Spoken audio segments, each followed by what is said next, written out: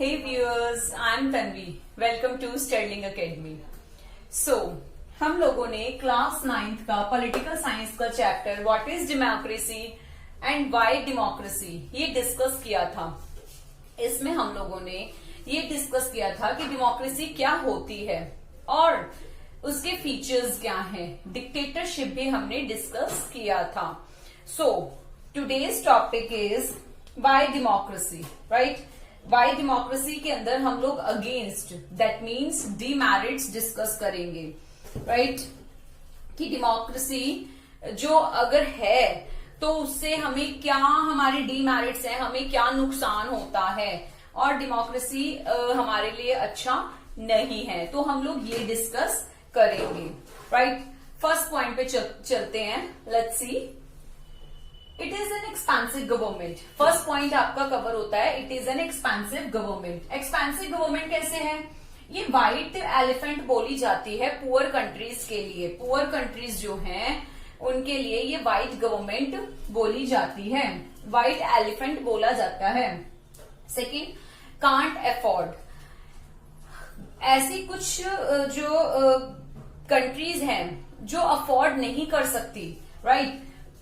ये जो डेमोक्रेसी जो एक सिस्टम है ये एक्सपेंसिव गवर्नमेंट का सिस्टम है, ठीक है। यहाँ पर पैसे बहुत ज्यादा खर्च होते हैं, चाहे कैंपेनिंग करनी है, चाहे जो पीपल हैं उनको उनके लिए वर्क करना है, जो भी है, ठीक है। तो एक ये जो एक्सपेंसिव गवर्नमेंट बोली जाती है। Next, frequent elections, salary and allowances. जो यहाँ पर क्या होता है कि फ्रीक्वेंटली इलेक्शंस होते हैं, सैलरी दी जाती है, अलाउंसेस होते हैं, तो ये क्या है, ये कवर होता है इसी चीज में कि खर्चे बहुत ज्यादा हैं, इस गवर्नमेंट में खर्चे बहुत ज्यादा होते हैं। Next, political offices consume major portion of the annual budget and poor are victims. अब यहाँ पर ये पॉइंट आता है कि जो पॉलिटिकल ऑफिसेज हैं ये बहुत ज्यादा जो बजट है बहुत ज्यादा पैसा खर्च करते हैं, अपने बढ़िया से बढ़िया जो ये अपने ऑफिसेस बनाते हैं, अपने जो इलेक्शंस में जो कैंपेनिंग करते हैं, जो भी इलेक्शन के लिए जितने खर्चे होते हैं, चाहे लोगों को उनकी जरूरतों को फुलफिल करने के लिए कुछ भी बांटा जा रहा है, वोट बटोरने के लिए कुछ भी बांटा जा रहा है, उसमें बहुत पैसा खर्च करते हैं और एट द एंड मरता कौन है? पुअर। जो पुअर होते हैं, जो गरीब लोग होते हैं, विक्टिम्स वही बनते हैं। तो ये पॉइंट हमारा फर्स्ट बोलता है it is an expensive government. Second point rule of majority. बिल्कुल बहुत बढ़िया सही बात ये बोली है कि मेजोरिटी जहां होगी वही रूल करेंगे, वही अपना इलेक्टेड जो अपना इलेक्टेड कर लेंगे अपने पर्सन को, राइट। रिप्रेजेंटेटिव जो होता है वो मेजोरिटी से ही चुना जाता है। रॉन्ग से democracy is the government of all and by all. बिल्कुल सही बात इसके अंदर ये लिखी हुई है कि गलत कहा जाता है कि जो डेमोक्रेसी है ये गवर्नमेंट की जो की फॉर्म है ये सबके लिए है और सबके द्वारा है। नहीं, ये उन्हीं के लिए है जहां मेजोरिटी है, right. Next, government of majority. Majority की गवर्नमेंट है जहां पर सत्ता ज्यादा है, जहां पर लोग ज्यादा हैं। एग्जाम्पली 100 लोग में से जहां 60 लोग बैठे हैं, 60% जहां पर वोट दिए गए हैं उन्हीं की मेजोरिटी है, 40% वालों की कोई बात की सुनवाई नहीं है। Next, majority wins and opposed by the minority. Majority जीतती है और जो माइनॉरिटी है उसको अपोज किया जाता है। Majority ignores the interest of minority. जो मेजोरिटी वाले पर्सन है, जो मेजोरिटी पीपल हैं, वो माइनॉरिटी के लोगों को क्या कर देते हैं, उनके इंटरेस्ट को इग्नोर कर देते हैं। अभी मैंने आपको बताया, पहले ही मैं आपको ये बता चुकी हूं कि जहां पर 60% मेजोरिटी वाले लोग हैं वहां पर 40% जो माइनॉरिटी वाले लोग हैं उनको इग्नोर कर दिया जाता है, उनकी बात की सुनवाई ही नहीं होती। Next, always give preference to their own. बिल्कुल सही बात है कि जहां मेजोरिटी वाले लोगों ने अपना जो रिप्रेजेंटेटिव है वो चुना है, राइट, तो वहां पर अपने अपनों को प्रेफरेंस दी जाती है। अपने हमने कई बार सुना है कि एक फैमिली के जो फादर हैं वो पॉलिटिक्स में थे, वो अच्छे नेता थे और उन्होंने अपने साथ ही साथ अपने जो चुनाव की नेक्स्ट जो इलेक्शन होने थे उसकी जो टिकट थी वो अपने ही घर के अपने ही रिलेटिव्स को दे दी। बहुत एग्जाम्पल्स हम देखते हैं, बहुत सारी स्टेट्स में ऐसा हमें सुनने को बहुत मिलता है, राइट। बिहार में जैसे हमने सुना था कि अपनी ही फैमिली के मेंबर्स को दे दिया गया था। बहुत सारी जगह हम सुनते हैं, हमने हरियाणा में भी सुना था, राइट। तो इसी तरीके से जो प्रेफरेंस होती है वो अपने अपनों को ही दी जाती है। So next point, bad effects of political parties. Bad effects कैसा पड़ता है पॉलिटिकल पार्टीज का? To defeat their rivals they means fair and foul. ये क्या करते हैं, अपने इलेक्शंस को विन करने के लिए किसी भी हद तक चले जाते हैं, अपने राइवल्स को डिफीट करने के लिए गलत तरीके अपनाते हैं, गलत पैतरे अपनाते हैं। Next, during election time shamelessly proclaim falsehood. ये झूठे और इलेक्शन के टाइम पर झूठ बोलते हैं, झूठे वादे करते हैं।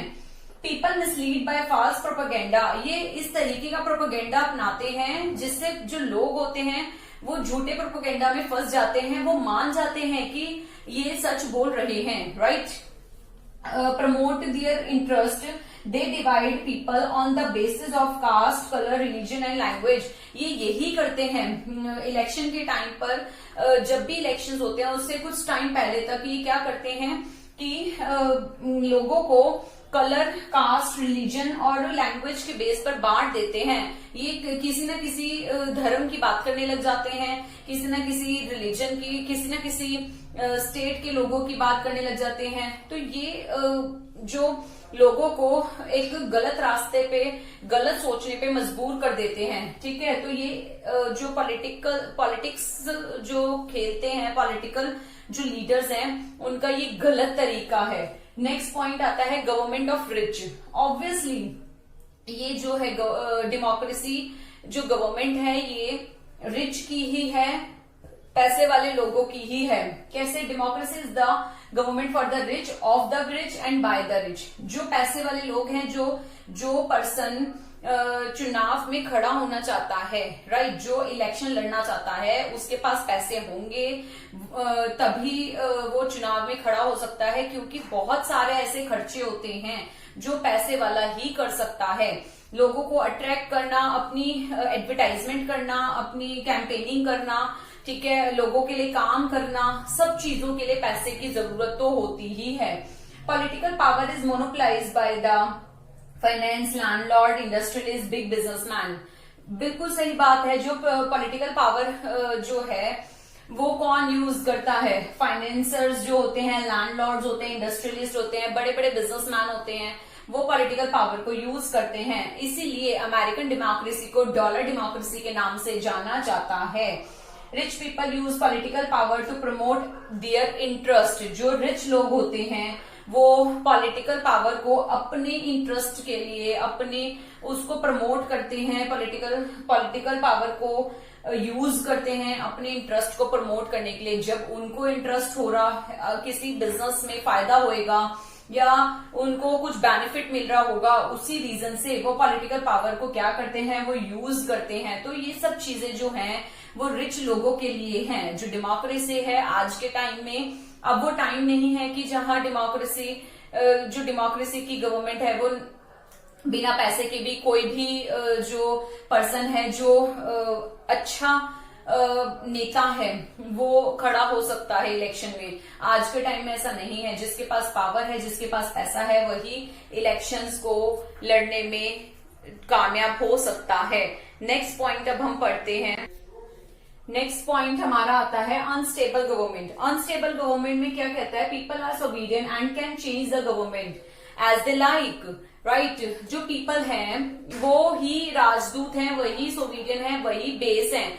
अगर वो चाहें तो गवर्नमेंट को चेंज कर सकते हैं, अगर वो चाहते हैं तो गवर्नमेंट को चेंज कर सकते हैं जो वो चाहें, right. Most unsuitable for the multi party से। जिस स्टेट के अंदर मल्टी पार्टी सिस्टम है, जहां एक से ज्यादा जो पार्टीज हैं वो रहती हैं सत्ता में, तो वहां पर बहुत ज्यादा बेकार है ये सिस्टम, क्योंकि वहां पर एक बार कोई गवर्नमेंट आती है, दूसरी बार कोई गवर्नमेंट आती है। कई बार ऐसा भी होता है कि लोग जो हैं जो मेजॉरिटी के लिए 60% वोटिंग की जरूरत होती है, बट किसी ना किसी पार्टी के पास 40% ही रह जाता है।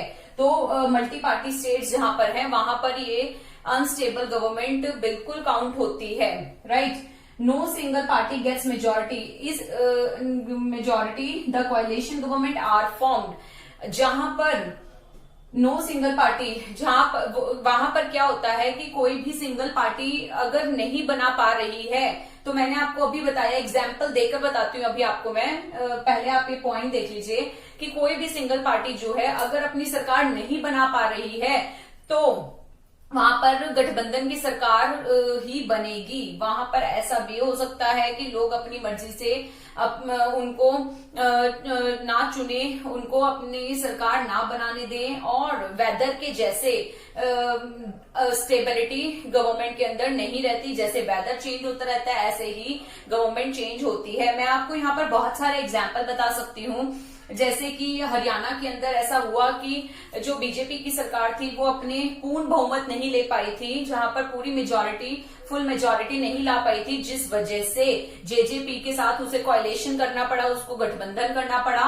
तो ये एक बहुत अच्छा एग्जाम्पल है इसका, राइट। तो जहां पर मल्टी पार्टी सिस्टम होता है वहां पर ये जो गवर्नमेंट होती है ये अनस्टेबल ही कही जाएगी, राइट। एक और हम एग्जाम्पल लेकर चलते हैं, हम ये एग्जाम्पल लेकर चलते हैं मध्य प्रदेश का। मध्य प्रदेश के अंदर जहां पर कांग्रेस की सरकार थी, कमलनाथ जी की सरकार थी, वहां पर क्या हुआ कि वहां पर वो अपना पूरे जो 5 साल का टाइम पीरियड था वो पूरा नहीं कर पाई, जहां पर मेजॉरिटी जो थी वो खत्म हो गई, उनकी पावर टूट गई, और जिस वजह से बीजेपी की जो सरकार के शिवराज सिंह चौहान जी थे उन्होंने सत्ता हासिल कर ली, राइट। 15 महीने की ही सरकार रह पाई। तो ये क्या हुआ, वेदर के जैसे स्टेबिलिटी ही नहीं रही, अनस्टेबल हो गए, राइट। नेक्स्ट पॉइंट आता है politics becomes a profession. Politics जो है वो लोगों के लिए सर्विस करने का नहीं रह गया है, ये एक प्रोफेशन बन गया है, जहां पर becomes a profession of the people in place of service. लोगों की सहायता, लोगों की मदद करने का एक नहीं रह गया है, ये एक प्रोफेशन बन गया है कि हाँ होड़ रह गई है कि हम किस तरीके से पॉलिटिक्स में घुसे और किस तरीके से हमें राजगद्दी मिल जाए और किस तरीके से हम अपने बेनिफिट्स ले सकें। Next point, promote and protect their selfish interest. Politicians mislead the innocent people. लोगों को मिसलीड करते हैं, लोगों के नाम पर बेनिफिट उठाते हैं। कहा तो ये जाता है कि लोगों के लिए है, बट लोगों को बेनिफिट नहीं मिलते और वो खुद अपने बेनिफिट उठा लेते हैं। यही मैंने आपको बताया, वो एक्सप्लॉइट भी करते हैं लोगों को, और फैमिली वो क्या करते हैं, अपनी फैमिली मेंबर्स को प्रेफरेंस देते हैं, उनको बेनिफिट देते हैं, जो पद देते हैं, जो चीजें देते हैं वो अपने ही जो फैमिली मेंबर्स होते हैं उनको दिए जाते हैं। तो ये एक प्रोफेशन बन के रह गया है। नेक्स्ट पॉइंट हमारा आता है वीकर नेशनल यूनिटी। ये क्या करते हैं, जो देश की यूनिटी होती है, कुछ ऐसे लोग भी होते हैं जो देश की यूनिटी होती है उसको कमजोर करने का काम करते हैं। जो डेमोक्रेसी है उसमें everybody enjoys full freedom, right. हर कोई फ्रीडम को एंजॉय कर रहा है, बट कुछ ऐसे लोग हैं, many wrong persons weaken unity and integrity of the country bye inciting feelings of rationalism and linguism.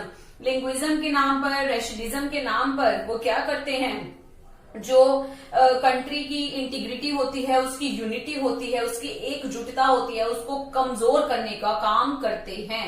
Next, lowers the moral standard of people. कुछ लोग क्या करते हैं, उनकी जो लाइफ के जो स्टैंडर्ड्स हैं, जो उनके मॉरल्स हैं वो कमजोर हो जाते हैं, वो खत्म होने लग जाते हैं। कैसे, देखिए, each and every candidate makes use of all the fair and the foul methods to win elections। ये मैंने आपको बताया था, हर एक पॉइंट जो है एक दूसरे के साथ कनेक्टेड है, राइट। तो हम ये नहीं कहेंगे कि वो मैम ने तो सेम बताया था और वो पॉइंट के अंदर भी सेम बात थी, ऐसा नहीं है। पॉइंट क्या कह रहा है, हेडिंग क्या बोल रही है, हमने ये चीज देखनी है, राइट। कि क्या जो इलेक्शंस को लड़ने के लिए जो कैंडिडेट है जो नेता है वो तो करेगा ही करेगा, गलत पैतरे अपनाएगा, बट जो कैंडिडेट खड़ा हुआ है, राइट, वो नया नया पर्सन है, कैंडिडेट खड़ा हुआ है, वो भी फॉल्स, झूठे से झूठे वादे करेगा कि हाँ जी मैं आपके लिए ऐसा कर दूंगा, रोज सुबह वोट मांगने आ जाएगा, राइट, सब चीजें ऐसे कर देगा। बट ये सिर्फ और सिर्फ इलेक्शंस को विन करने तक के लिए ही करते हैं। मेक फॉल प्रोमिसेस, झूठे प्रोमिसेस करते हैं कि हम ऐसा कर देंगे, हम वैसा कर देंगे। तो ये जो मेरे पॉइंट्स हैं ये सारे मेरे कवर हो रहे हैं कि मैंने आपको बताया कि कौन से पॉइंट्स कवर हो रहे हैं, जो मेरी डीमेरिट्स बोली जाएंगी, आर्ग्यूमेंट्स अगेंस्ट बोले जाएंगे डेमोक्रेसी के, कि क्या है ऐसे पॉइंट्स। फर्स्ट पॉइंट मैंने आपको बताया था कि एक्सपेंसिव गवर्नमेंट है, नेक्स्ट बताया था रूल ऑफ मेजोरिटी, मेजोरिटी का रूल होता है, फिर बताया था बैड इफेक्ट्स पड़ता है पॉलिटिकल पार्टीज पर, राइट, ये गवर्नमेंट रिच की गवर्नमेंट है, अनस्टेबल है गवर्नमेंट अनस्टेबल है, ये पॉलिटिक्स जो है पॉलिटिक जो हो गया है ये प्रोफेशन बन गया है, वीकर नेशनल यूनिटी, और लास्ट पॉइंट बताया था मैंने lowers the moral standard of people, कि लोगों का जो मॉरल है, जो नैतिक भावना है वो सब डाउन हो गई है, कमजोर हो गई है, राइट। आज हम लोगों ने इसके डीमेरिट्स किए, राइट, कल हम लोग इस चैप्टर के मेरिट्स पढ़ेंगे कि एक्चुअली हमें डेमोक्रेसी की जरूरत क्यों होती है, और हमारे जो इंडिया है वो एक डेमोक्रेटिक कंट्री है, राइट। तो व्यूअर्स आज के लिए इतना ही। अगर आपको मेरा लेक्चर अच्छा लग रहा है तो प्लीज इसके जो बाकी पार्ट हैं वो प्लीज डिस्क्रिप्शन बॉक्स में मैंने इसके लिंक डाले हैं, तो आप उसको क्लिक करके प्लीज देख सकते हैं। और आप प्लीज मेरे जो बेल आइकन है उसको दबाना ना भूलिए, क्योंकि तभी आपको नोटिफिकेशंस मिलेंगी जो मैं नए नए अपडेट्स डालूंगी। Thank you. मेरे चैनल को लाइक करें, शेयर करें, सब्सक्राइब करें। Thank you.